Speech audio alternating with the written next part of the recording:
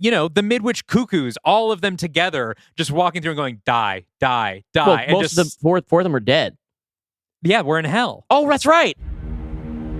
In 2017, Universal Studios announced the birth of a new shared universe of monster movies, bringing their classic horror icons into the contemporary franchise film landscape. But after the critical and financial failure of its first installment, the project was indefinitely abandoned. Now, in 2025, the powers that be have called upon one pulp horror devotee and one snarky film critic to unearth the concept. I'm Dylan Roth. And I'm Dalton DeShane. Are you afraid of the dark universe? You know what just struck me, Dalton? What? That could be the last time we play that theme song. No, there will be one more. There'll be one more after this? Yeah, because we got to do our Mummy retrospective. Okay. All right. So well, then I'm gonna hold my. We don't have to get sentimental yet. My little sentimental tears, but I am a little sentimental, Dalton. This is the last story planning session of the Death's Door saga. That's right. I think we can say it now, of the Dark Universe. Dark Universe, now, right? I don't think we want to announce yet exactly what's coming next, but the Dark Universe has had its finale. Yeah. As the listeners listening the to this, we listeners still have to heard write it. You know whether or not we've stuck the landing, but for us here in the past, we still have all that work ahead of us, and goddamn, the pressure is real. I'm feeling it. Welcome to the Dylan and Dalton cooking show. Woo. You're going to let us cook today. Hopefully we cook you a tasty, satisfying Last Supper. Yeah. We've both been simmering. We've had this stuff, all this ideas on a low boil for months to a year. Well, the thing is, I feel like we knew more about Death's Door from the beginning. Yeah. And Hell on Earth was like, oh, and then we wrap it all up. But I think we had the least amount of specific ideas for Hell on Earth, except you have one sequence in particular that you've been holding on to for a long time. That is like, to me, it is the climax, the action climax, the thematic climax, and for a number of characters, the emotional climax of the series. That came to me very much sort of full form, in to the extent that like I built the soundtrack to it before we finished Death's Door. Now, granted, it's obviously it's not the final one because it has to be shaped around what we write. Yeah. But at this point, you've heard it, unless there's been some kind of thing where I got sheepish about copyright. I built this sequence around Destroya by My Chemical Romance, which is the jailbreak in hell, which we'll talk about. Unless we talk about it today and I say that sucks. Honestly, Dalton, that is my one absolutely ironclad thing that has to be in the movie for me. I don't think it'll conflict. So as we've sort of fallen into our rhythm on these planning episodes, we were just talking before we started recording. I until very recently had like no ideas for this. I knew that obviously we had to have Nick and Dracula. Right. Yes. That was something that you threw out there a long time ago, knowing this last movie was going to be about the two of them. But hitting the road. I had the cliffhanger in mind. I knew it would be cool to end Death's Door with Nick and Dracula fully mortal going into the next movie. I didn't know what they were going to do at all. I had no plans for them. I just thought that's a cool idea. Yeah, and I didn't have any thoughts about it at all. And I figured, well, Dalton knows what they're going to do. Yeah, I didn't. And I had some vague ideas. I think, it's hard to do a project of this size and not have some ideas about how we want to end things. But mostly, all of my ideas have come in the past couple weeks to the point where I now feel like I have a pretty good beat by beat of the entire film. That leaves space for the section that I know that you're excited about. Right. So the basically the way that we ended up dividing this stuff up, and not really on purpose, just I think it speaks to what we find interesting and what makes us a good team as writers, is that almost everything that I care about happening, and like all of my notes are all about what's happening with dead characters in hell. And with wrapping up the larger thematic idea that from the moment that it got solidified for me, I think it was when I was writing Heaven's Gate, that the world in which our story is set is a construct built by evil to torture humanity. I knew I wanted it to end with essentially all of humanity having to rise up together to take over the asylum. Yes, and I think we're on the same page about that, because I think we also really want to have at least I think we really want to have, our sort of Infinity War moment, inclling all of the characters Endgame moment, yeah. through our an Endgame moment. We had our Infinity War moment for sure. But I think, having Jekyll come back and Vale and, but I think also because of the uniqueness of our podcast, having guest pitch characters come back and like have them play a part, maybe not a big part. We don't have to like write a whole sequence for everybody. No, but like specifying that we see, characters from guest pitches. But my big swing, which I think I have told you in the past, but here it is officially. The action climax in Hell is an uprising of every single human being who has ever lived and died. Mm-hmm. Fighting against the gods who made them. Yes, we United just also behind Gwen. specifically want to see our people. Yeah, right? of course. Like, I'm not going to explain what, like, here's what Genghis Khan is up to. No, we're not interested in. But, like, for me, this was where I built Gwen's death towards in Death's Door. That it had to be a story about overcoming despair and setting aside grudges and history and just saying from now on, we have to do this. It's all of us, or we're not going to make it. Mm-hmm. And that's the main thing that's most important to me about this. So great. Beyond There's that, definitely room for that. Yeah. So what I want to hear is, what is the plot of this movie, Dalton? So as I actually did with Death's Door, I'm coming into this having already written a cold open. Which you did let me read a while back.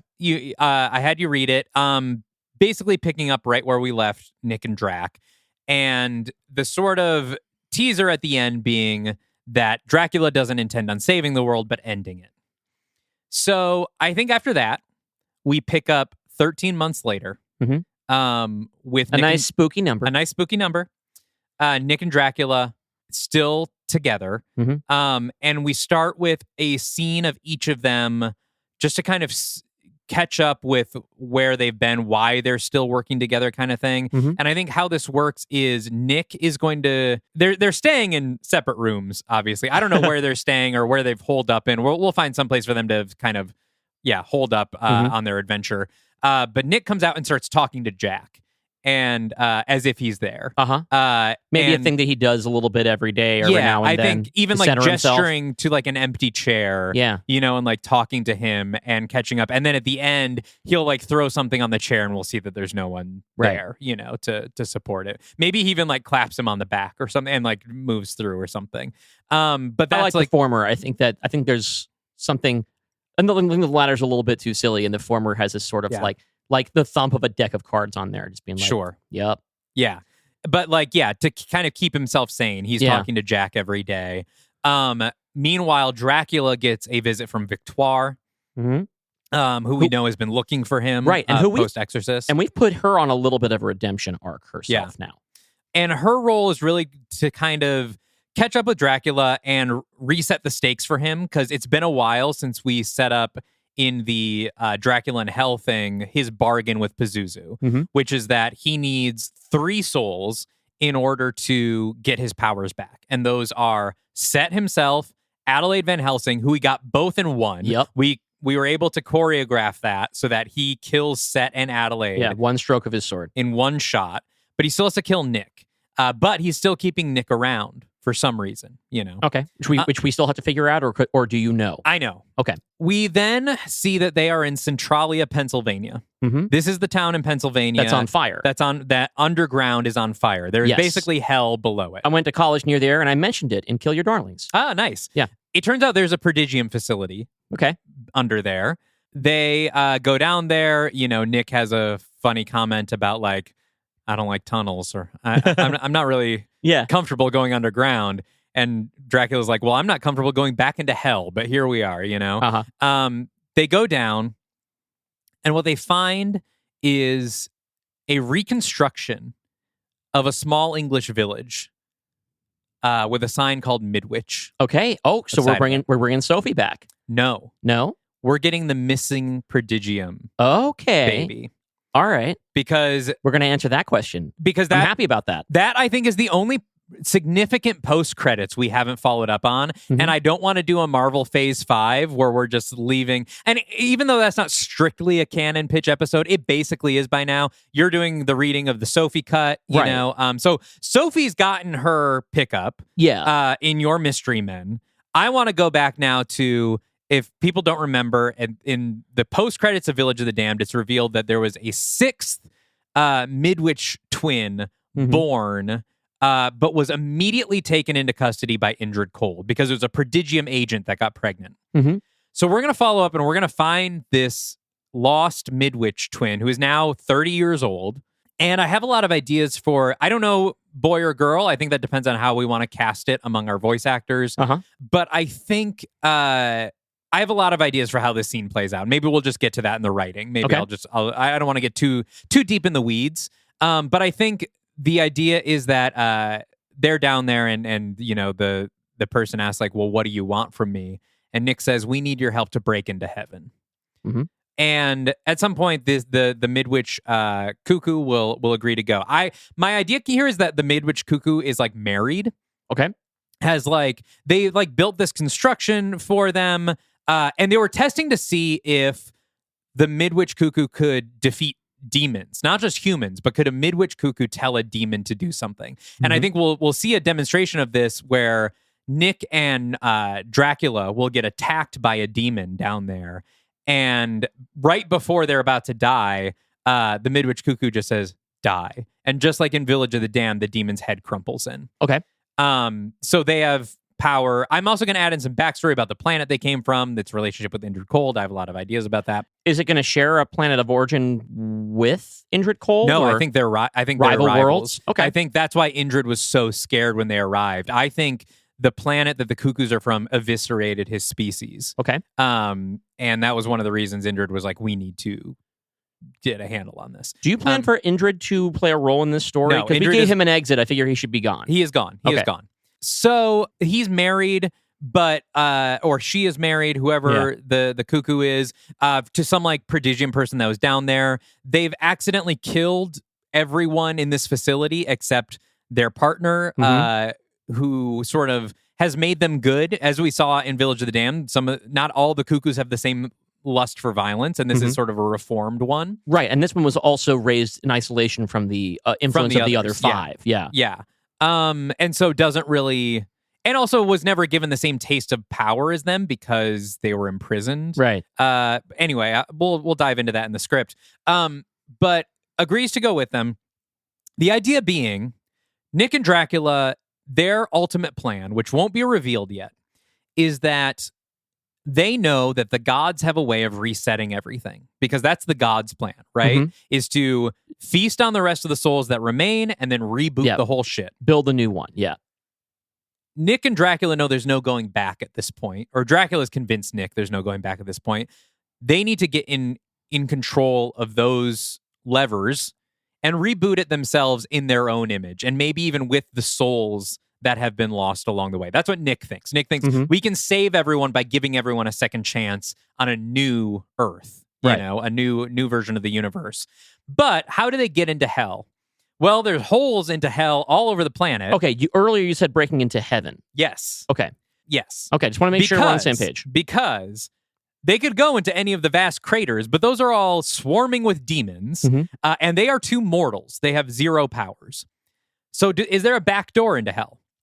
Well, there was the lagoon. The lagoon is closed now, ever since the ferryman died.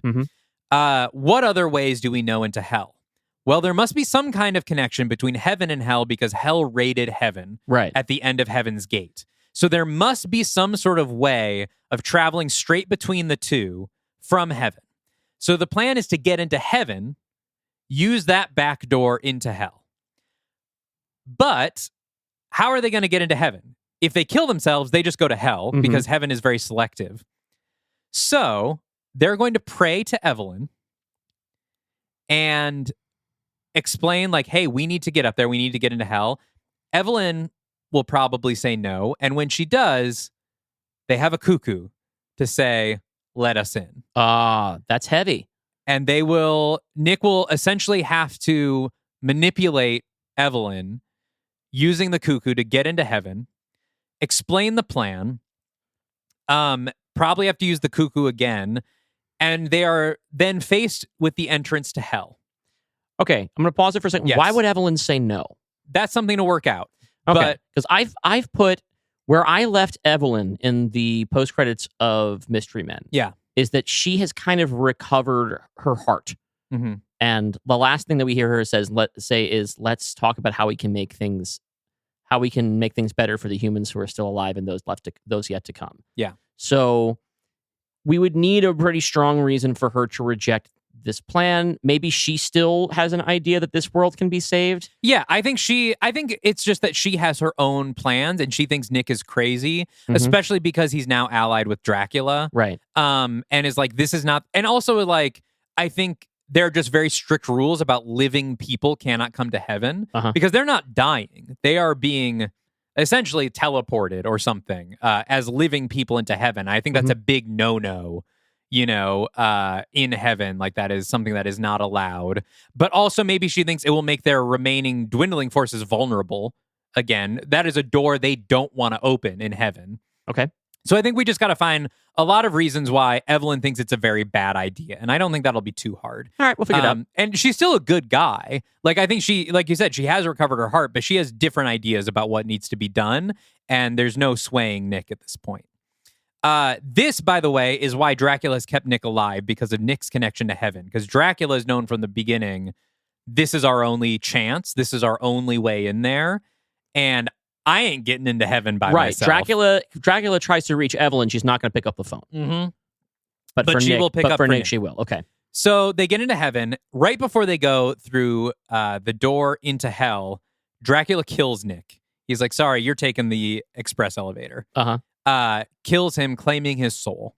Thus, he returns to hell fully re-empowered. Nick gets locked away somewhere. End of part 1. That is basically our, I think, first half of the second act, right? I think at this point, we cut to Gwen at the end of our first part as a little teaser for what's to come. Right. Okay, and so here's what we've talked about so far. And this is where I can kind of jump into what I want to talk about in the hell stuff. I don't know if halfway through, there's part of me that thinks that this might be a 3-part thing. We might be doing acts 1, 2, and 3 because we have so much to do. And also the Mummy's Hand and Death's Door are both really long. But so here's what I'm interested in doing with hell. So obviously, here's what we've established so far with hell is everyone is essentially in their own little cell where they get their own little personalized torture, so long as demons find them interesting enough to do that. Everyone else is just screaming up from the pit. Yeah. Obviously, all of our characters are interesting enough because that's why there are characters. But we've been, since you introduced the idea of these protective totems, yes, all the way back in Love Never Dies. Yeah, let's talk about these totems.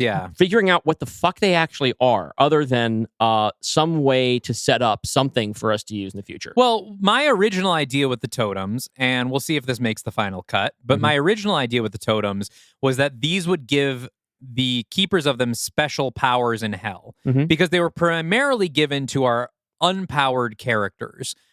Carol, Hunter, Gwen does have one. But there was also sort of one, Jack has one. Yeah. And then in the final fight, they would then be more useful because like Carol would now have maybe ghost powers, or Hunter would be like part ferryman. Like they would be more powered up. Then we also talked about, where we'll probably get at the end, that those totems will allow them to leave hell at the end of the story. And because I know you were talking about Gwen giving hers to Larry so that Larry can leave and she stays behind. Yeah. Carol and Jenny having to decide who, if either of them goes back, and things like that. But now you also have a sort of third angle on the totems. So here's where I was thinking about the totems might be doing. Because I'm trying to wrap up some themes that I've been laying across a lot of my pitches, especially the ones in Phase 4, which haven't had a plot relevance, but have sort of, to me, been setting up certain themes one by one about how I want this to end. And the thought that I have right now is that this is a little bit revised, actually, from the last thing I said to you. The totems are essentially keys that have given everyone who has one is actually sharing a hell. Mhm. They don't know. But because they are linked, because they're there, Yeah. because they have these keys, they actually have the power to leave. So my thinking is that as a defense against this, and in order to set up what I think is more interesting stories than just people getting torn apart by vultures or whatever, these characters who have these totems are in a hell that is much more closely disguised as real life. Mhm. And I want this to be the hell of, I want it to sort of resemble the Sideways universe from Lost, because we love Lost. Mhm. But the idea of these are sort of characters living out lives of what they would be without each other, for the most part. Or like the main thrust of the stories that got them involved in this universe haven't happened. And everything is darker and heavier and kind of hopeless, but in a more mundane way, in the way that we experience in our daily lives, in the way that our audience experiences in their daily lives. And that in order to escape, they have to recognize the hell that they're in and be willing to essentially wake up from it and say, I know this isn't all there is. This also, I think, gives us the opportunity of one of the great things that Endgame does Mhm. is that through the time travel Gets to component, revisit some stuff. you're able to revisit sort of your favorite key memories and points of the entire Infinity Saga. Yeah. And this could also allow us to revisit places and time periods throughout the saga through a different lens in a similar way. So here's what I have. I have notes basically about what every character's hells are like. And this also allows for, when we talked about this, we were I was walking you to work after we visited the Epic Universe portal in Rockefeller Center. You wanted to make sure that we didn't sacrifice the scary and gnarly hells for the sake of this. And so basically now we have two categories of hells for our characters. We have the ones who had the totems that died with the totems, were buried with those, and they have this sort of like, we're doing character stories or doing alternate universes, and we're doing more psychological torture of our characters that they have to try and find each other and triumph over. Yeah. And the characters who don't have those, they get to have the gnarly ones. Yeah. For instance, and I wanted to make sure also we didn't forget about the characters who died before Death's Door. Yeah. I didn't want us to neglect Larry or Jekyll. Sure. I also want to, before we get into all the hells, we should talk maybe now, maybe even insert it here, the post-credits for Field of Dreams. Right. Because you had introduced this concept for the first time in the post-credits of Field of Dreams. You showed a bit of Carol's hell. And the reason I vetoed it is just because I didn't want us to see Carol until this final movie. Okay. I wanted to hold things off a little bit. Let's throw to that here. Post-credit scene. Foomp. A ball sinks into a catcher's mitt. Our view is narrow, close on the catcher. We only see the batter's legs, and then the bat is thrown against home plate. The umpire calls, "Strike 3, you're out!" The batter growls. God damn it. The batter turns away from the plate, and now we follow her, a woman in sweatpants and a pink t-shirt with an iron-on number 69 on the back. She takes off her batting helmet, revealing her long brown hair, and hands it to the next batter, a woman in her early 40s in a matching uniform. The front of the team shirt has PPDX written in stylized font. Dejected, the batter takes a seat in the dugout of a high school softball field next to her teammates, one of whom cracks a beer open and offers it to her. "Relax, will ya? You're taking this way more seriously than it deserves." Yeah, well. The batter accepts the beer and takes a drink. We follow the can up as she drinks, then linger on her face after she's finished. It's Carol Lemley. What else have I got going on? The teammate, Susie, is a woman her age who you might remember it from Carol's bridal party and Dark Legion, The Mummy's Hand. I am retroactively casting Fairuza Balk in this role. Susie sighs. "Well, it sure ain't roller derby, though it's definitely easier on my knees." Look, I get it. I wasn't going to be the only one not to switch sports with the crew once some of us were too banged up to roll. Poltergeist forever, Sapphic solidarity, rah, rah, rah, and all that. But why did it have to be softball? It's so slow and so boring. Can't a gal have a little excitement? "Hey, what about picking up your old side hustle again? You know, the team namesake?" Carol chugs the rest of her beer and tosses the empty can against the floor of the dugout. Ghost hunting? Forget it. I was at it for 12 years and I never found squat diddly. Like I haven't had enough disappointment in my life. The third out is called the plate and the game is over. Carol picks up her duffel bag and turns to leave. Guess I better go and feed my one remaining cat. Aw, honey, did another one run off? Yup, that makes 3 cats and 6 women who would rather be alone than be with me. At least it can't get much worse for me, right? Carol wanders off toward the high school parking lot. Susie sits in the dugout as the rest of the team mills about, her gaze fixed on Carol. Susie's face stretches into an unsettling grin. Oh, honey. We watch from her point of view as Carol walks away, and the Portland neighborhood around her dissolves into a sea of red-hot flames. It can get so much worse. Cut to black. All right, so since writing that, and since our conversations, and since the various more ideas I've had, I've actually thought that there might be a more interesting thing to do with Carol. Great. And especially since you felt it was really important for Carol's appearance to be a beat, a reveal. Yes. Right? I have a plan about delaying the reunion of Jenny and Carol as long as possible. Right. Well, here's one of the ways I want to play into that. When we are in the joined hell, I want to be following all of those characters in different ways. But I want to have a little bit of mystery around where's Carol. Yeah. I think that we don't realize it's her for a while, but I think that in her hell, Carol is a child. Okay. Because that's how she's treated a lot of the time. Uh-huh. And so I think that it would be a better, more interesting kind of psychological hell for her if, like, one of the ways that she's been being tortured is that somehow she knows that she's an adult woman. Yeah. But no one sees her that way. And she can't, no one treats her that way. And she has to essentially grow up. Yeah. In spite of everything and everybody. And we don't actually see Darcy Carden as Carol or get the confirmation this is in fact Carol until she has that moment. So she becomes the last one that we see. Yeah. We have to figure out what we're doing voice acting wise by that, because some people might get tipped off if it is Steph Salo voicing the child. Well, we probably just cast another person for that. We were talking about how we've got people on deck who want to participate. Yeah. So can Avery read lines yet? No. Unless the lines are the words to Yellow Submarine, which he loves to sing. And we can't do two Beatles song references in a row. Not we'll get back to sued back. into Yeah, oblivion. not in back to back episodes for sure. So that's what I have for that. But I have. Let me know when we can go back to it if you want to talk more about your plot. I do have sort of little sketches about all these different things, and I don't know what ties them together yet. Yeah.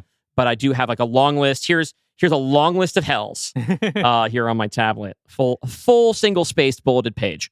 So I think what we can do then when we end part one, Nick dies, Dracula gets his power back, enters hell, this time attempting to be its conqueror.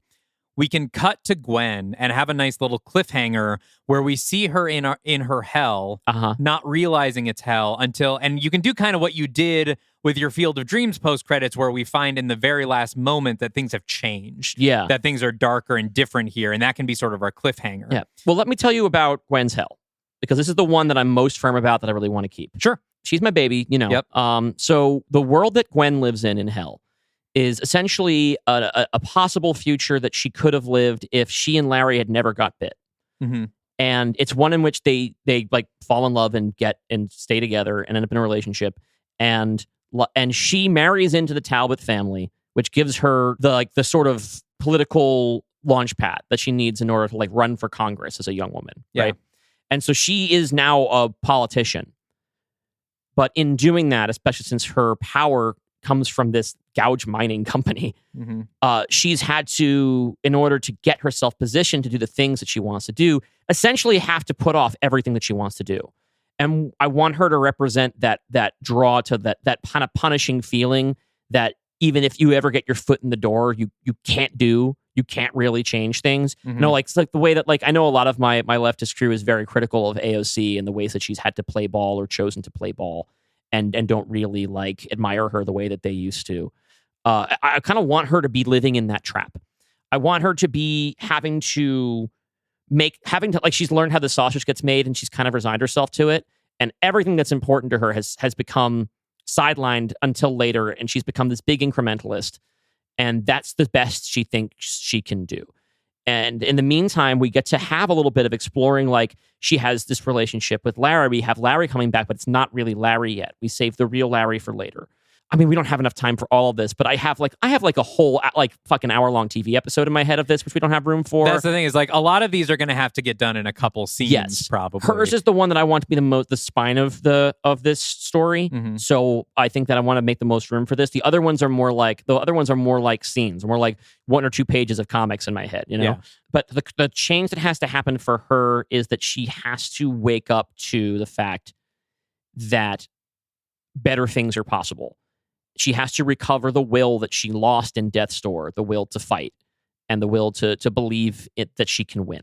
Yeah. And when she finds that, is going to have to line up in our story with a moment where she gets to essentially address hell and give the big speech that calls everybody to action, Mhm. some of which I've written already. And that completes her arc to me, where like we have so many characters and we have like potential like boss fights and sub boss fights that I don't want to get too bogged down with. So like the whole thing's like, oh, does she have to fight Nikonza Kutli again? No, this is her win.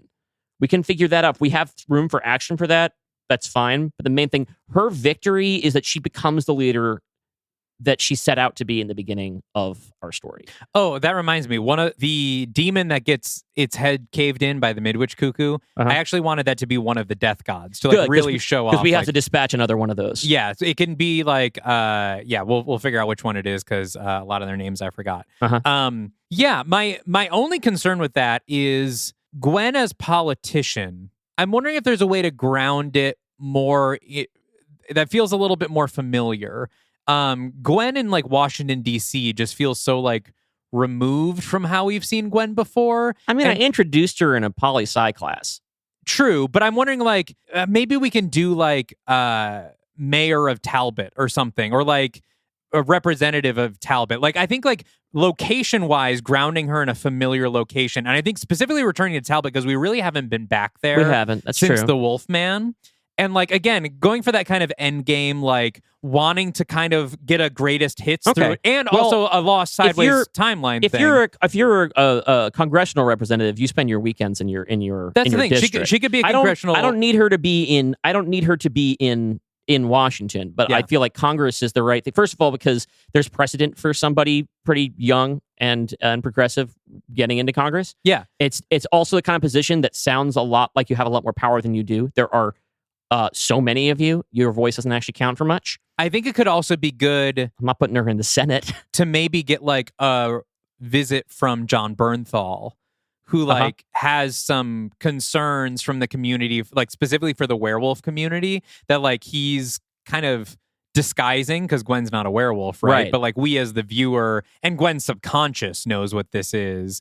But like just again, like I want to make sure that when we're doing this, there's also sort of a fan satisfying thing of like, oh, we're seeing that alternate timeline. Like, and you want to see like, you don't want it to be too far removed from the primary. No, I like the idea of putting it in Talbot. I like the idea of having a little, because we never seen Poole again since the first episode, since his first appearance.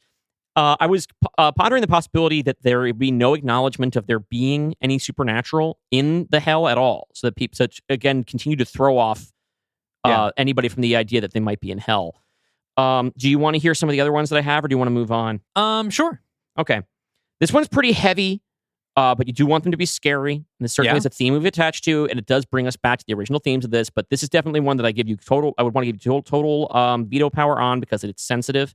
I would put Hunter in like an institution, because in this universe they never came to understand their sexuality or never had the support system. I've toyed around with the idea of there not actually even in Hunter's Hell being the vocabulary for queerness, the thing that you brought up in your reading of The Black Lagoon. This is the world that like Ron DeSantis wants. Yeah. Where like there are always going to be queer people, there are always going to be trans people, but if they don't understand what it is and know how to identify themselves and each other, then they're powerless. Then they're just crazy. Right? So I think that Hunter is completely trapped, and to the extent that like in the real nightmare situation of like, I don't know, my great-grandmother was institutionalized for having depression. They didn't know what to do with it, right? So this is like Hunter has been put away because like the idea is like, what's going on with this girl who wants to be a man, right? Or doesn't want to be a girl or something like that. And my breakthrough moment for Hunter is I think the moment that they kind of wake up is when they remember their name. They remember their own name. I don't know how we get there yet. I don't want things to be heavy in the wrong way.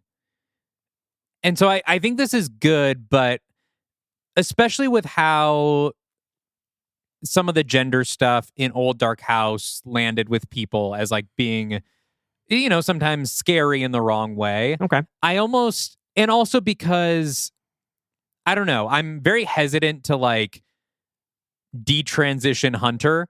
It feels the wrong kind of mean to the character. That's why I wanted to check with you about it, because first of all, I don't really have the authority to put the character in the situation. This is not my character, and I'm not the NB in the room. I think at a certain point, Hunter as they grew up, Hunter would get the vocabulary they need. But the thing that they're really struggling with in Black Lagoon is depression because of the isolation and loneliness. So I think they can be institutionalized, but really just as like a suicide risk. Okay. As like, because they felt so, like, I think if the Black Lagoon doesn't happen, Hunter did try to take their own life at age 12, and so now as a teenager, they're essentially growing up in an institution. They're depressed. Mm-hmm. And I think like they probably are getting dead named by the staff. But I think they know that they're Hunter or preferring Hunter, and we can find a different, maybe ferryman linked thing to get them out of there. Because I think it's okay for them to be institutionalized for this sort of depression and loneliness. Right, but we don't want to put. I had forgotten that you've kind of already done this sort of horror detransition angle pretty recently. Yeah, and it was heavy for people. Yeah, and also like I don't know. As much as this is a horror movie, I also think I don't know. I was trying to aim for something scarier and heavier because it is heavier, but it feels like heavy in a way. Again, we're not just here for fan service, but I think it would feel icky to fans in a turn-off kind of way. I don't want to be exploitative, right? That's dark. I don't want it to be that's not my aim, right? I think institutionalization is okay, and that's still really dark. I mean, Hunter being on suicide watch is pretty fucking heavy, dark, yeah. Right? And I think we can just kind of stick to that angle. And also, like, if we're leaning on the idea that like these are characters who are scraping for each of them has to have this part of them that believes in a better world and that part of them is being told that they're crazy or unreasonable. And that's a really literal way to do that here, right? I think maybe I'm starting to have ideas for this segment. And I think I was kind of hoping that you would write this, but the Hunter finale. I can write this one. Hunter, I think like getting dead named by a doctor, even though dead naming isn't great, but that's almost like a sort of weird version of a callback to Black Lagoon, because it's almost like hey, remember where this character started from? This was Rita Talbot, not Rita Talbot, Rita Marin. Yeah, we have to resist the temptation to do exactly the "My name is Neo" thing from The Matrix. Sure. But I think, like, in that movie, the Black Lagoon is sort of representative of Hunter's depression. And so maybe Hunter can be having visions of the black water and the seaweed mirrors that, like, their reflection is upside down for some reason, Yeah, I had this image in my head of, like, somewhere in the cafeteria, they're like served a fish and there's, like, still a scale on the fish. And, like, picking it off with a knife and studying it, like, I don't know what this means, but it's important to me. And a little worm comes out of the fish afterwards. But like, I think it might be them making the decision to follow the seaweed or follow the water into the drains, and like something like that. Like to stop being afraid of that darkness and to chase after it. We'll figure something like that out. Right. And it also gives us a character who has to literally break out of a prison, which can help us to set up the big one. For Carol, I initially, like the scene that I put on there, had written this idea of where she's just living this sort of loveless life and like can sense the absence of Jenny, even though they haven't met.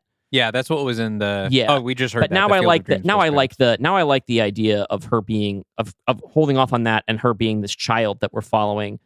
I had another thought before I combined the hells that her hell would be that she is trapped in a haunted house, and the way that she basically wakes up is by asserting that there's no such thing as ghosts. That's good. I like that. So if I can find a way to do that, that would be cool. And that It would might be be- kind of her growing up, then, wouldn't it? What if her parents move her into a house Mm-hmm. with like poltergeist stuff going on? Maybe it's even the ghost of Jenny. Like Yeah, the because that ghost would of be the what haunts her, missing- wouldn't it? The absence in her life. And yeah, she has to declare like there's no, there's Right. no such thing as ghosts. So she's all right. So she's haunted by this presence that is really an absence, right? Mhm. And it represents Jenny. And I guess we can have Ella do the voice. We don't ever have to identify it. People will recognize it, and that's cool. And what she has to do is, no one believes her, right? And that's just something that no one really trusts that she's telling the truth, that she can be responsible enough to do blah blah blah blah. We have to do all these moments where she's just simply not taken seriously as the adult that she does not appear to be. And then we have her do that moment of essentially growing up in one panel. I keep thinking about comics right now. I actually think we invert it, and everyone keeps telling her ghosts aren't real. She keeps saying like, no, somebody's here. Somebody's saying my name. And her parents are like, ghosts, there's no such thing as ghosts. There's never been any evidence of ghosts. The same things people have told her as an adult. Right. And she actually has to say, no, Jenny is real. Right. And you know like, what? That's maybe much Jenny's more name- thematically. Yeah, Yes. comes That's out of much her more mouth. thematically linked to what we were doing, where there has to be this sort of, even if she's not literally right, Mhm. the power of her belief has to be what frees her. Yeah. And what she's really believing in is Jenny And love. and love. Yeah. Right? Well, there's Because I still think there should never be any real ghosts. yeah. And it's all in her hell anyway. So, but there is, I think I texted this to you a while ago, but there is I was listening to TV on the radio. You have a song, that you want yeah. to play with. Yeah. So TV on the radio have a song called Stork and Owl. And I was just happened to be listening to this while I was doing dishes, and a line jumped out at me, which is, death is a door that love walks through. In and out, back and forth, back and forth.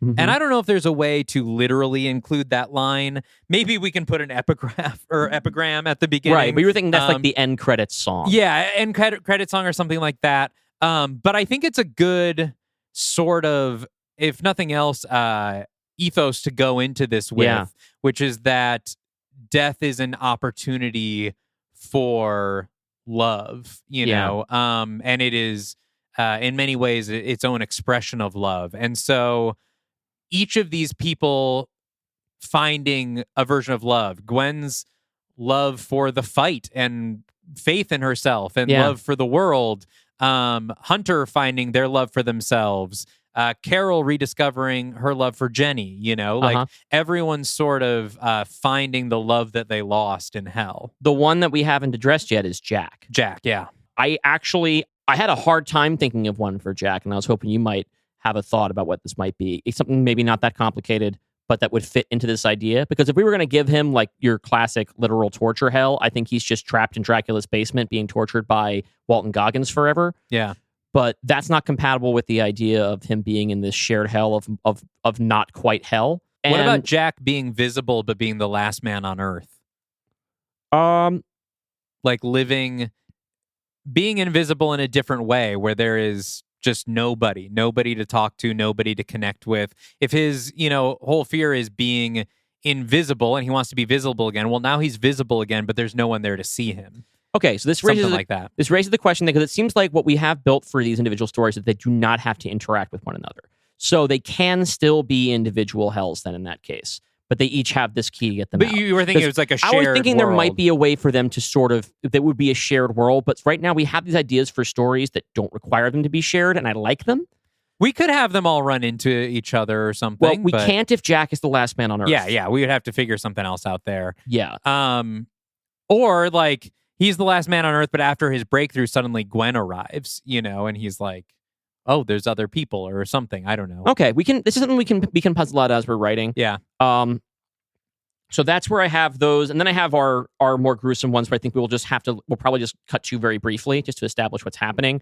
I think we cut to them as people are free, being free, right? Larry is unable to control his transformations, and he's just a wolf all the time, and just slaughtering people. But he's feeling it, and he knows that he's in there.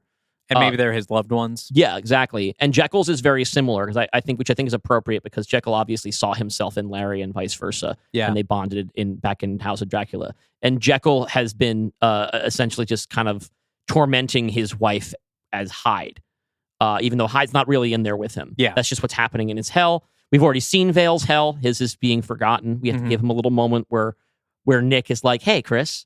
Yeah. And which will feel very good for him. Let's see. I was thinking that maybe Jenny is one of two things. One of them requires, I think, more time and work than the other one. The other one's kind of easy. Either Phase 2 Jenny is locked in a battle with Phase 3 Jenny, but she doesn't know which one she really is. Or she's reliving Carol's death over and over again, but only the real Carol can set her free. Victor's hell is being killed and resurrected by Caroline, unable to earn her forgiveness. Ironically, Caroline's hell is building Victor and then failing over and over, tweaking him in a vain effort to get a version who loves her.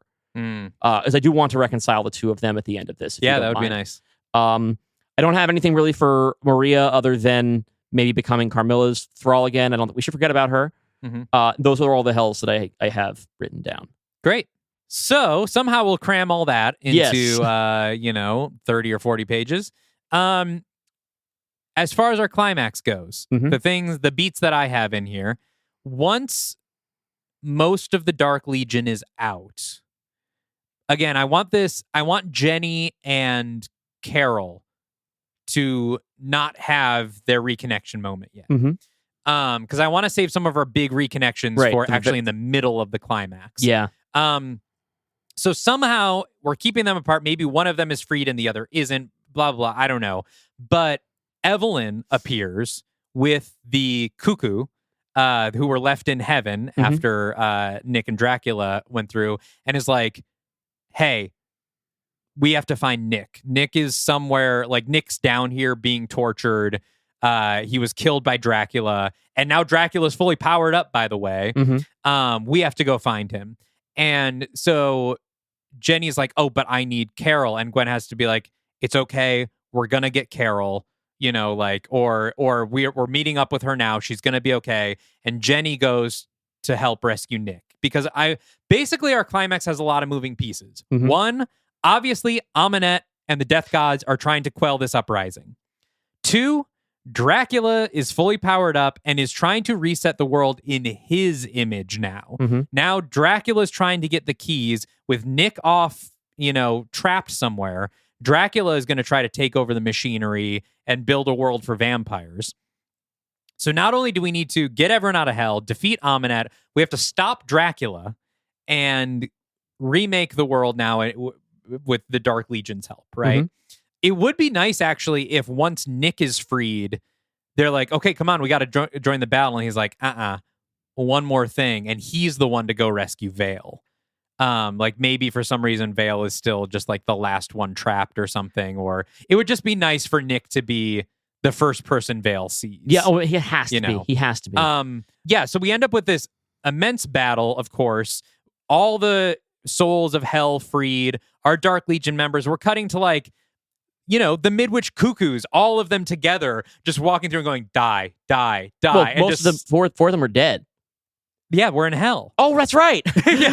Everyone's dead. Right, everyone's dead. Right, so, okay. Now, I think that my feeling was very much that, I don't know how you top the moment of, in my head, the model for this is at the end of Grant Morrison's run of JLA. They're literally come up with a way to give every human on Earth superpowers to go and fight the living embodiment of despair. And it's a moment that I've always been a sucker for, and I always want to reproduce the magic of. Yeah. But I was like, how do you top that in terms of structurally a battle between billions of people fighting for their freedom against these things? And I realized the model for this is actually Return of the King. The big battle is not the climax of Lord of the Rings: Return of the King. The battle we're talking about, the battle at Minas Tirith. Yeah. That is actually the end of Act 2. and then Mount Doom is the finale. So I think that we have to build towards the idea that we are doing the big action finale stuff before we get to the end of the movie. And then our finale, I know that you and I have always imagined there being a final one-on-one confrontation between Nick and Dracula, which I think, ironically, I'm the one who keeps bringing up Lost, that I kind of think of as Jack and Locke on the island at the end of Lost. I actually wasn't even thinking of there needing to be a big Nick and Drac battle. My idea that I'm not fully locked into, but that I've been toying with the last couple days, is that maybe, this is just occurring to me now, but maybe Victoire is the one who does this, but the Master comes. Okay. And the Master is like, no, I took those powers from you. You are still my sire. Mm-hmm. You do not get to create a world by yourself. I am the Master. Right, because he is the only vampire now. Yeah, and we haven't checked back in with the Master since Dracula lives. It just feels like to put him in a position where he becomes sort of the most powerful or big bad, I think we're losing Aminette in all of this. And I think we really need to bring her back to the forefront. That's why I here. think Nick and Aminette is really the bigger battle. Or the Dark Legion and Aminette. I think Dark Legion or Jenny, I would like to have the killing blow against Aminette. I think that's good. Because Aminette has killed her twice. Yes. Jenny should get the killing blow on Aminette. But yeah, I think you're right. We have our big hell battle, which eventually the Dark Legion, once they're all reunited, I think Carol and Jenny reunite on the battlefield. We get Nick and Vale, Jekyll and Larry. We get all of our reuniting on the battlefield. The battle is still going on. Aminette breaks away because she's like, fuck this, I'm hitting the reset button now. I'll do it myself. The Dark Legion breaks away from the larger battle to go to Aminette and whatever remaining death gods, who maybe we've killed them all off in the battle. Maybe those are like our big victorious beats in there. Yeah, our big victorious beats are as the groups of people and guest pitch characters and everything fell the gods one by one, leaving only Aminette. So Aminette flees. And then the Dark Legion gets to Aminette just as Dracula is also arriving. And so we have to defeat Aminette.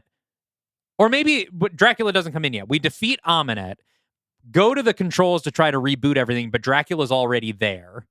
That's our third act to our third act, right? We've had our big battle. We get our third act fight with Aminette. Jenny kills Aminette. Shit, we still got Dracula to deal with.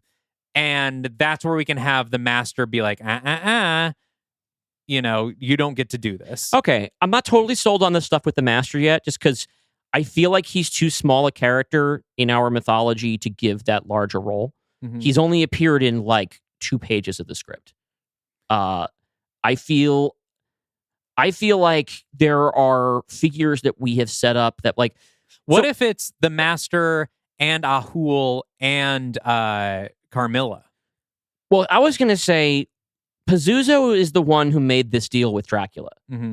Pazuzu expects to win out at the end of all of this.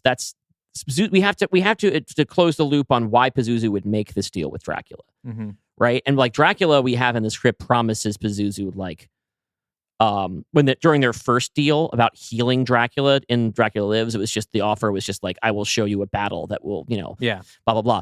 But when he cuts the deal for basically directions to death's door in Dracula in hell, why does Pazuzu want those 3? Why does Pazuzu choose those 3 souls to be done? What was Pazuzu's aim? Is it just a matter of chaos? Or does Pazuzu want those 3 figures out of the way for his own aims, right? I would rather see Pazuzu be the one who tries to best Dracula because, that's the person Dracula was dealing with to further this plan.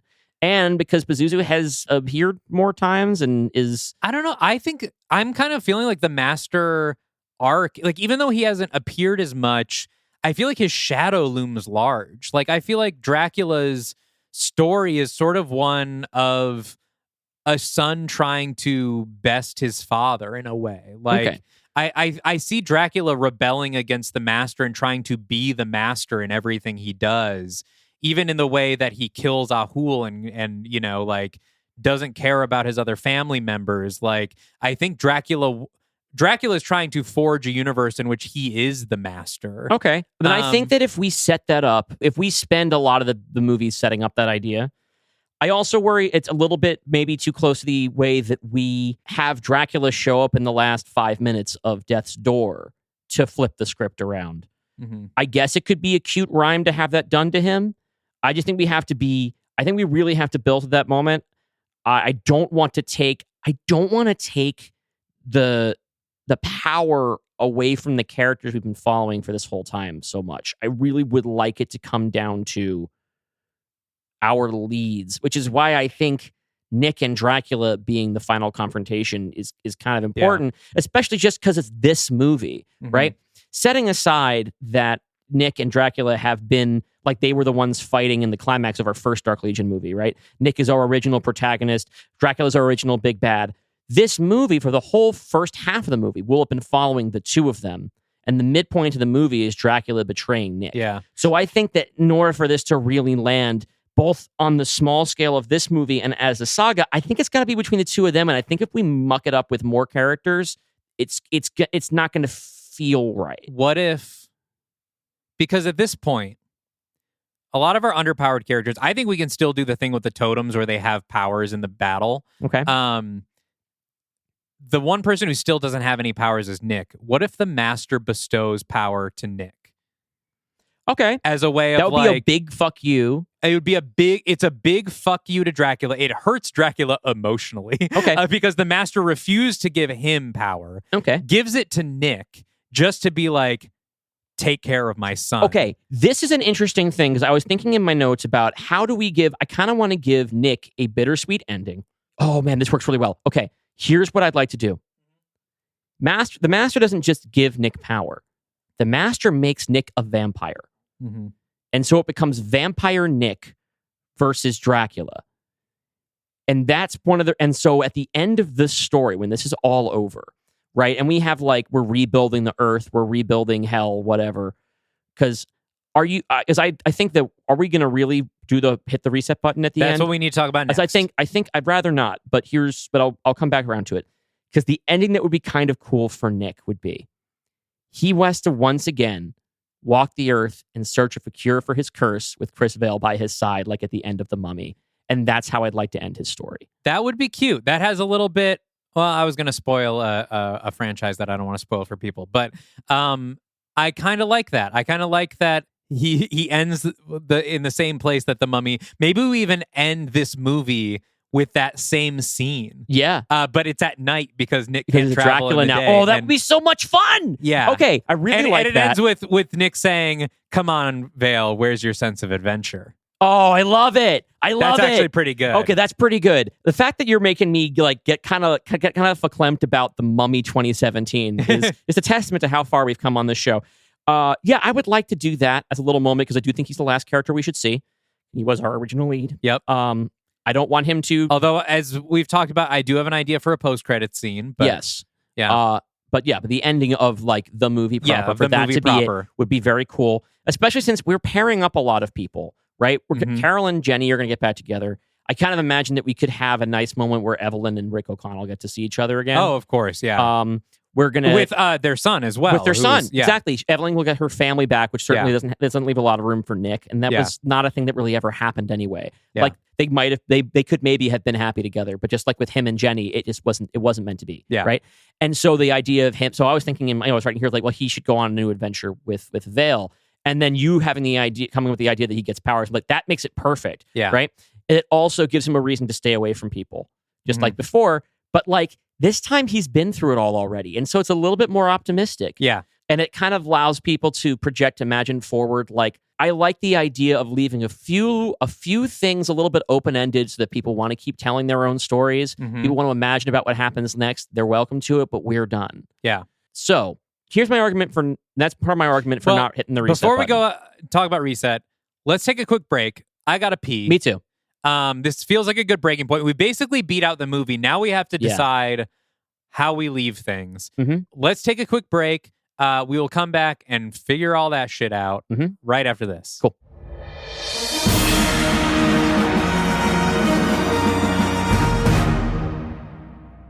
Okay, so we want to talk about where we want our characters to end their journeys. We just figured and out where we want Nick. the universe to end its journey, I think let's maybe talk about that first. Okay, because I don't think we can completely throw out the reset idea after that being sort of the goal for the entire movie.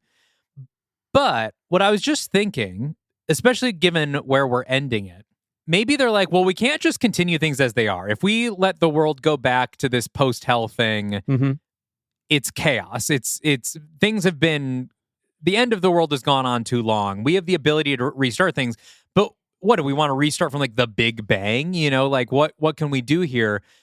Maybe they pinpoint this all happened once Set came to Earth. So let's reset the clock to 2017. Okay.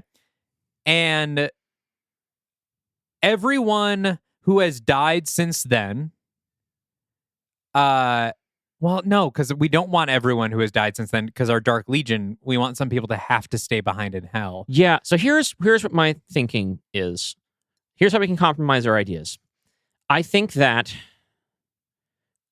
so where we are right now at the end of this movie is we had the jailbreak in hell. We have our characters who were in hell were able to participate in the final battle or whatever, which I suppose could happen in hell or could happen on Earth.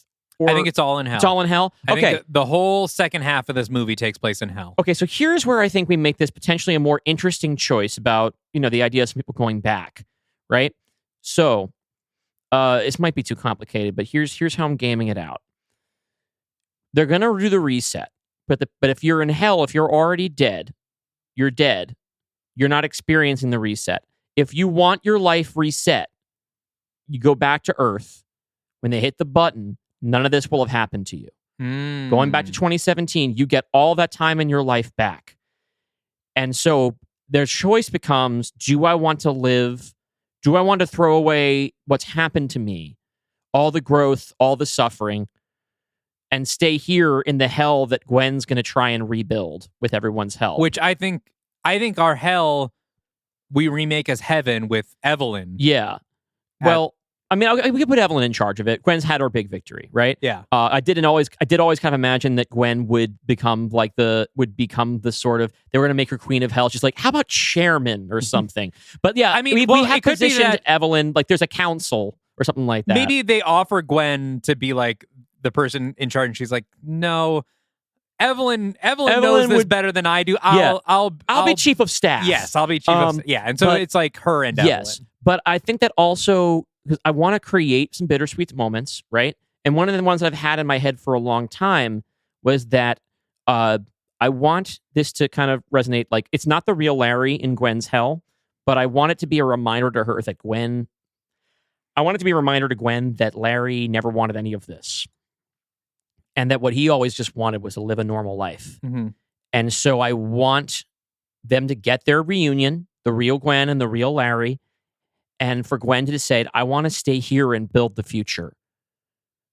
But I have this key that will let you go back and let you start over. And I want you to take it, go live your life. And when you die, I'll be here. And that could be sort of a goodbye and sort of like a more serious goodbye, that he's not just going back to Earth. Like, he's going to go and he's going to live a completely different life without her. And then when he dies, maybe, he'll get those memories back or whatever. Maybe they don't know, right? But that's her sort of making a little bit of a sacrifice, being like, of course I'd like you to be here, but I know what you really want, and it's to get to be Larry Talbot and not the Wolfman. Mm-hmm.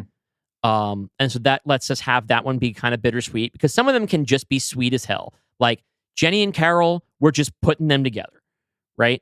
I feel like we should give them the real win because they've been through the most shit. Here's what I'm kind of thinking. And my thought for this, by the way, would be that Carol gives her key to Jack, and she stays. Jack already has one. Oh, right. Sorry. Okay. Then Jack gives his key to Jenny. But if they're resetting, maybe they don't know that they'd ever meet. Hold on. But your thought. Let me think. This is a tricky one to solve. Mm-hmm. We reboot to 2017. Everyone who has died since then goes back to where they were, but they don't remember the things that come after. maybe what the talisman does is it allows you to keep the memories. Because that way we get some people who can return. Because, like, for example, like our Nick and Vale moment. Uh-huh. How do we get that under these current mechanics? See, that's where I kind of have some difficulty with the whole resetting the world thing. But you're right that if we make that what the whole movie's about, then it feels like we have to do it. We have a luxury here, which is knowing that this is the end of our story, and we don't have to leave everything in a place that's like workable. We're like, we don't have to set things back to normal. We don't have to. We can choose to do that. We don't actually have to do that. And so what I had always kind of imagined is that there becomes the challenge on both on Earth and in Hell that they want to remake to build something new. And that maybe the choice becomes, where do I want to build a new life? Do I want to do it in the mortal world, or do I want to do it in the everlasting? And I think we kind of still have that choice no matter what. Yeah. But the resetting time creates... It is tough, because especially if the thing that I'm wanting to do is I want to give Larry an ordinary life. An ordinary life is not really a thing that seems super plausible to have in the world as we've left it. Yeah. But it might be it's tricky. It might be a memories thing. Like, I think Larry can go back. Do you think Larry could go back with the memory of what he's done and still live his life? No, I think the point is that he doesn't. Like, this is really hard. It's a hard thing for us to try and figure out during one conversation in this room right now. Yeah. What are you trying to? Why do you want to reset the world? I don't like the idea of leaving things messy enough that, like, oh, the world has like fully ended. Hell is real. Like, we've had over a year of collapse and now we're just starting over. Like, that feels a little too messy to end things. But also, I think we need a goal for the characters, and that's a very clear goal. And it's one that Dracula would be on board with, like, I think that is our clearest, like, here's how we do it that we have available. Like, here's how we fix things. That's also unexpected. Okay. I don't know, because another thing that comes to mind is instead of resetting the world, do they create a new one? Do they just sort of duplicate and say, well, we've just freed every soul from hell. Do we give maybe everybody the choice? Do you want to continue living here in the afterlife, or do you want to populate a brand new world? Okay, so here's what I think now, because I think the idea, really one of the real sort of foe of this whole story is death. And the cruelty that we created by having there just be a hell and we only exist to die and suffer. And we have the situation now where our characters are going to try and change hell into something righteous, into a real heaven, right? Yeah. Which essentially is defeating death. It means that when you die, you live on forever in a paradise. Yeah. The way that everyone wants to believe that they will, right? And that paradise will be something that is that has been shaped by mortals. And we get to be our own gods. That kind of means that life on Earth is automatically better.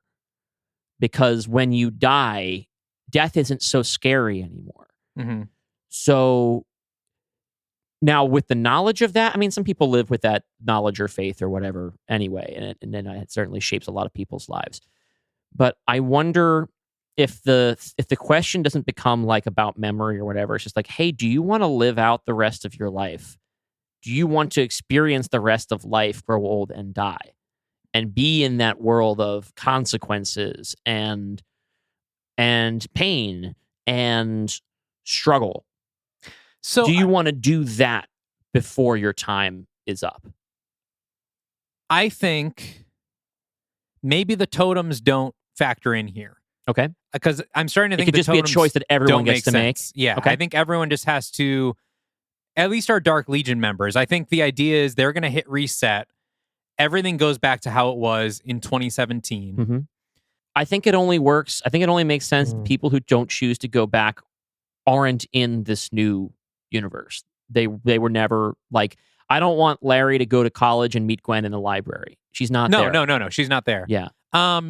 Maybe the totems allow you to stay.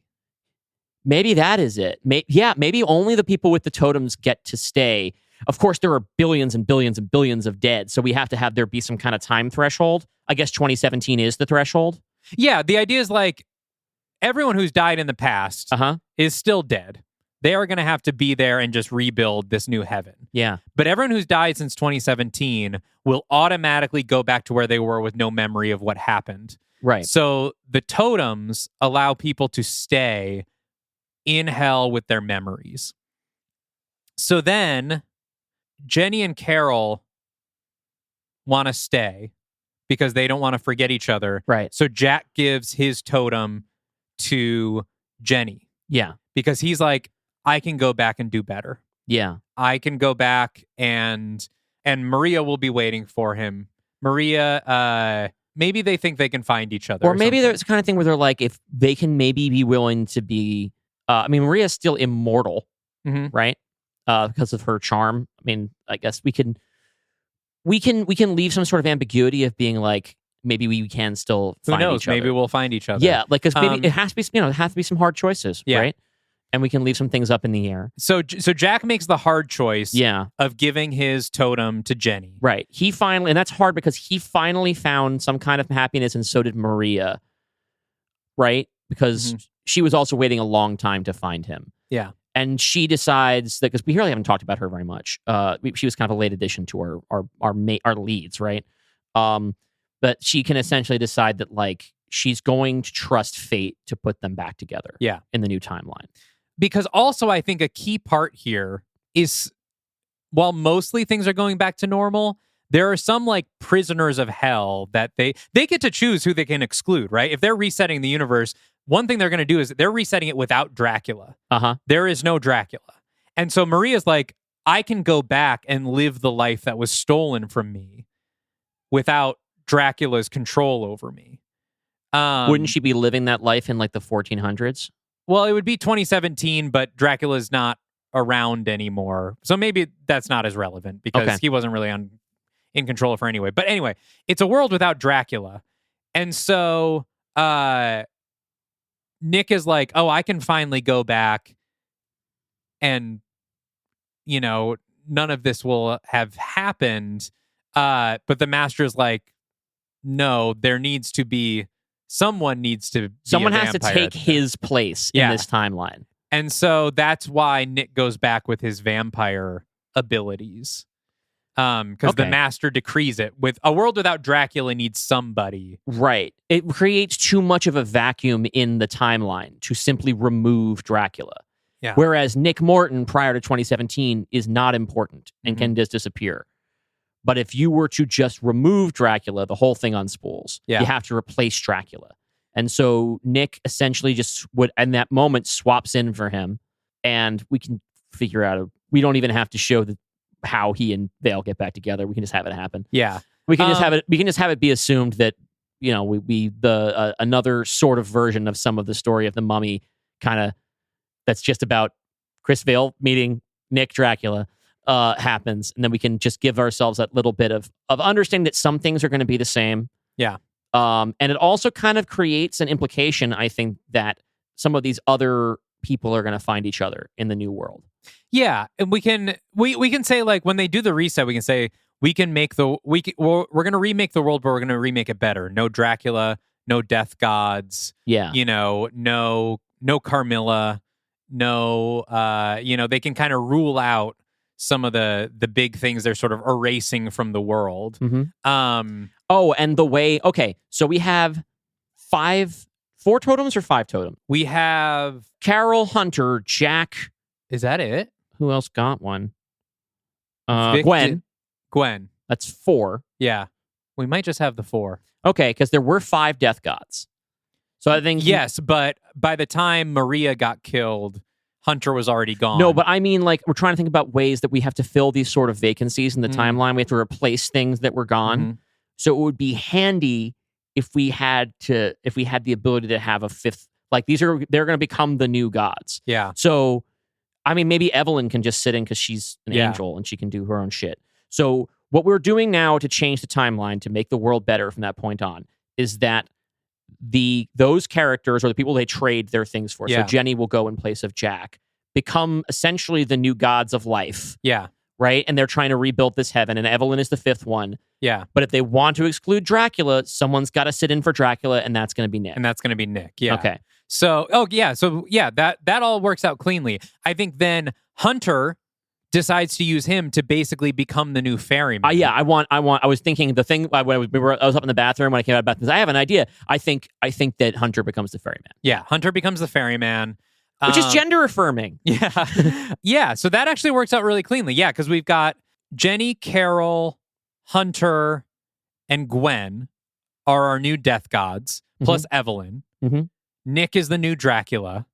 Yeah. And so, like, it can be like, yeah, if you're remaking the world without death gods, each of these totems, needs somebody in their place. And then Nick wants to go back, but the Master's like, no, if you're also rebuilding a world without vampires, or without Dracula, someone needs to take that spot. And then, then we cut to, then we have everybody having their little epilogues wordlessly for the most part. We just get a little peek into what everybody's doing. Yeah. And then the final thing we get is, we see Vampire Nick stepping out under the moonlight, and then Vale coming up behind him or whatever. We do an echo of that scene. We end with Where's Your Sense of Adventure? Cut to black. Maybe even Play Jekyll that TV, does the radio same song. voiceover. Maybe, yeah, because About, we haven't really talked about Jekyll at all, and I do feel like he should play a role in this story. I think maybe Jekyll's the one that explains all this. Maybe he sort of plays architect here. Yeah. Yeah, that would be a good Jekyll role for would him. go- He's always the center of knowledge in our stories. Jekyll would go back to being alive. He would be... Absolutely. Yeah. I like that because we get the opportunity to reunite a lot of people with the partners that they were separated from in their origin stories. Mm-hmm. But we don't get to have... It's just natural, and I'm doing a finale of Lost thing. They really work really hard in the finale of Lost to give every pairing, to pair everybody off at the end. Yeah. And we're gonna maybe be a little bit more withholding about that, right? Where we leave it a little bit ambiguous about like, are Jack and Maria gonna get back together? We don't know. I think we can get maybe in Jack's little final scene, we see him as the visible bachelor that he is. Sit down for speed dating. Take the speed dating thing off the fridge. Yes. Maybe even like sitting down, and we see someone sit down in front of him, and his eyes light up, and we don't see who it is. We can do what they should have done in The Dark Knight Rises, which is we can see like Alfred should have looked up and like smiled, and they should never have cut to the reverse angle of Bruce and Selena. Granted, he just kind of done something like that with a lot more specific intent in Inception, but you know what I mean? Yeah. I think we do something like that where we see him sit down and his face lights up. He looks up, his face lights up, and we don't cut to the other side. So we leave it open, right? Because I do think it's better not to know and to let that be a thing. I think the nice thing is to give it to the audience to complete the moment. I think that can be very fulfilling. Yeah. Where you get to. It gets to be something that you get to do rather than something that's given to you. I think that's always, and if you don't want to do it, you can just not do it. If you're like, no, I want certain people to be sad. Let's say you're me, and you just want some people to be sad at the end of your story. I think we could see Hunter, see like another young queer kid in the lagoon, and Hunter coming out and introducing themselves, doing the dance, underwater with a new kid, right. I think that's great. I think maybe, I mentioned like Larry in the bookstore or whatever. I think maybe we have Larry's going to the campus bookstore. He gets what he's looking for. He does not, meet that gal or what is not meet Gwen, right? But we kind of just get to see him just kind of like smiling and laughing with his friends, walking away, going about his life. Yeah. And we can have a scene where we basically have our new gods sort of like drawing up the plans for something, just kind of like the kind of thing where like we're pulling back and we're just seeing them at work and excited about the prospect of this better future they get to build together. And, like Jenny, Carol brings a cup of coffee over to Jenny and sets it on her cosmic desk, and they do a little kiss, and Gwen and Evelyn are at the again, not literally necessarily the whiteboard, but like just kind of going through this stuff, right? Yeah. Like, and you just get to get this feeling. You don't have to do complete scenes, but just get this feeling of like they are all moving on in a direction that feels fulfilling. I have an idea for the Larry one. Okay. He's in college.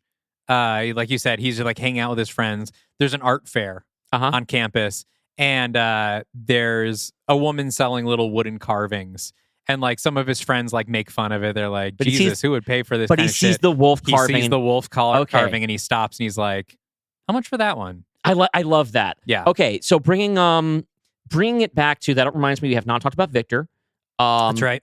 I don't remember. I don't think we said this on the mic. But I did say this. Yes, Like I him want to- a reconciliation between Victor and Caroline. It doesn't have to be a huge thing. It can be one of those silent scenes, right? Yeah. I would like to figure out what his role in the story is. He should have one.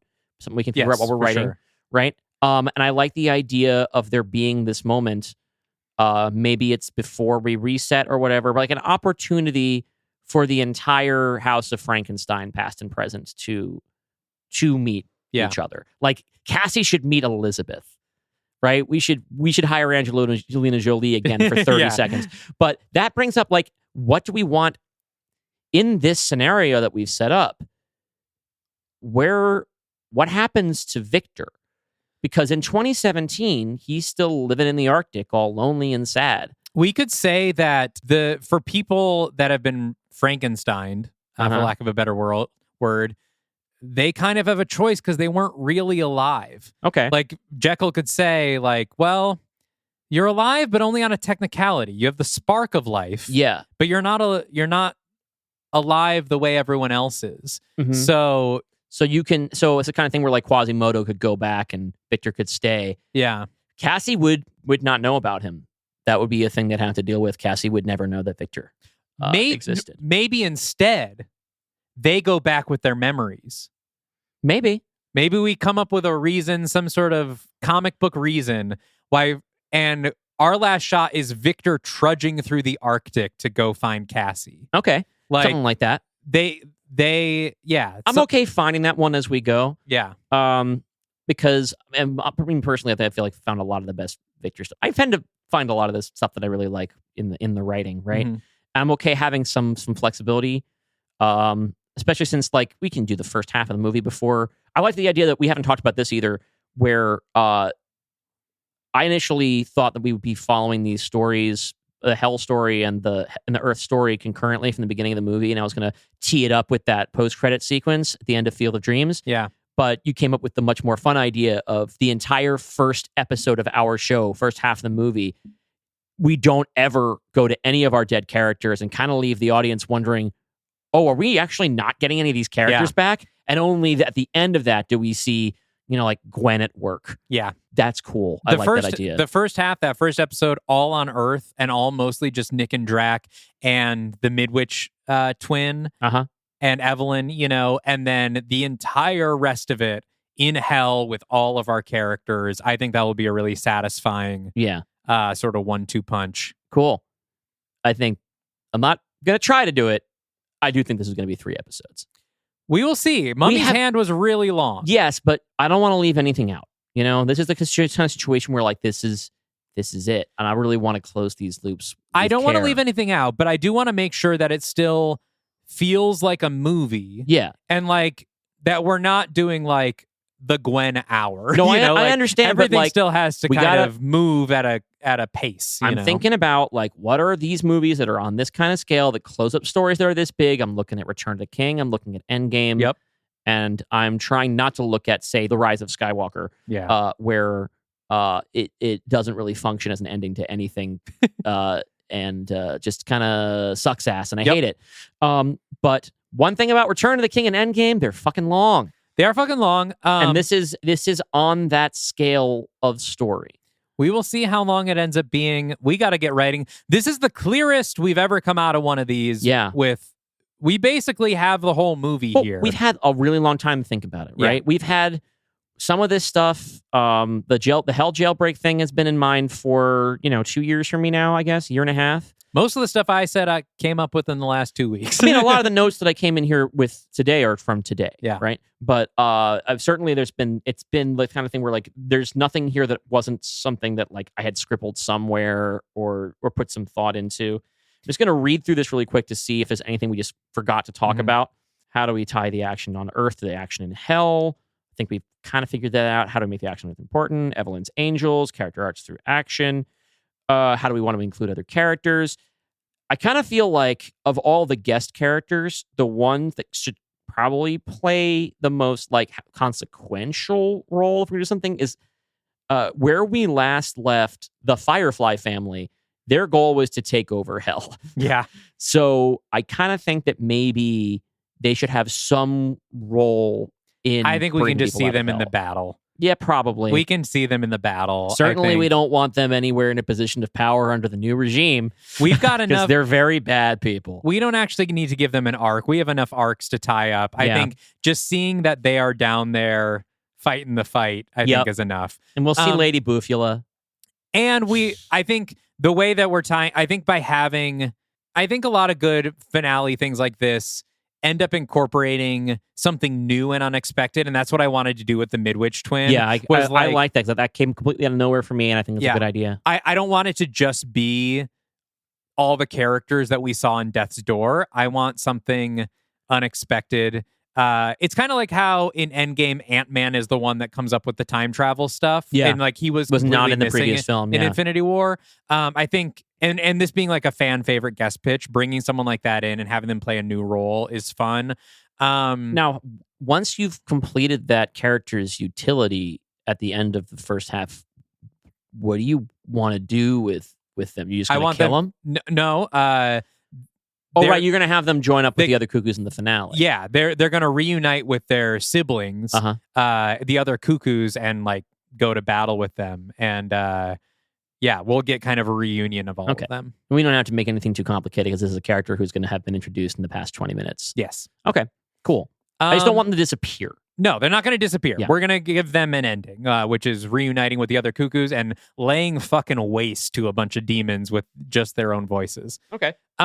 Here's a suggestion for casting. If we want to pick somebody who's on the way up and has an unsettling face. Member has to be about 30 years old. Yeah. I was going to say Anya Taylor-Joy, but I was going to say Joseph Quinn. Oh, I know that name. He's 31 years old. He was one of the freaky young emperors in Gladiator 2. I just saw him in Warfare. This is a picture of him. Oh, yeah, I've seen that guy. Yeah, he's definitely, he's going to be in the Beatles movies. He is the kind of thing where he has that combination of handsome and freaky looking. I like him. I like having it be, well... Like, look at this. Look at this picture. Yeah. Is this doctored? No, this is for real. And of course, his face will be deep faked onto his own body. Yeah. So that will add a And he layer plays to it. freaky little guys very well. I think he'd be a fun pick. Great. Oh, and he's going to be Johnny Storm. That's where people recognize him. That's right. Yeah. That is where I recognize him from. I think that's a fun pick. I also I kind of wanted to make the Midwich Cuckoo a man because I think when we find that he's married, I think Nick should have a moment where he's like, are you sure that you've actually consented? Like there needs to be a question. Like he will insist that like I don't use my powers on her. Yeah. But it's like, how do you know? How do you know? Yeah. You know, and I want there to be that kind of weird. That's kind of what's unsettling about them, right? Yeah. And also, we distinguish his further from Sophie. Yes. So yeah, I think we have a full movie here. I think this is a good finale. Ooh. Okay. I think if we want to start writing it, I can start writing the Nick and Drax stuff. If you want to pick right up with stuff. Gwen. Yeah, I will start on that. And I'm going to take a swing, I think, at all the Hell portions. And then we can trade off and punch up each other's work. Because I know that I'm sure you want to have a hand in Hunter's story. Mm-hmm. And yeah, I'm excited to get to work. We better work fast. Yeah, we don't want to keep people waiting too long. No. Wow. All right. Well, so fucking crazy. At this point, if you are hearing our words, you have already heard Hell on Earth. This is how we came up with it. I don't know how closely it maps. We will find out. Yeah. But please stick around. Things are not over. Even though we said this is the end of the Dark Universe, we're going to be back in 2 weeks. We don't know exactly what we're doing for our big wrap-up episode. It depends on if something comes through that we've been working on for a very long time. But we know what we're doing after that. Yes. And you're going to want to stick around because it's a very exciting new direction for us. Yes. This is the end of the Dark Universe. This is not the end of this podcast. This is not the end of what you love about this podcast. That's right. And we are embarking on something new that we want all of you there for, and we think you are going to really love. We have learned so much over the past, 3 years? Yeah. And we are excited to put all of that knowledge into the next thing that we're doing. So in 2 weeks, we will have a sort of some kind of retrospective of our Dark Universe. We have a couple different ideas of how we want to do that. And then onward and upward. Yeah. So thank you, everybody. Happy Hell on Earth. And until next time, stay afraid of the Dark Universe.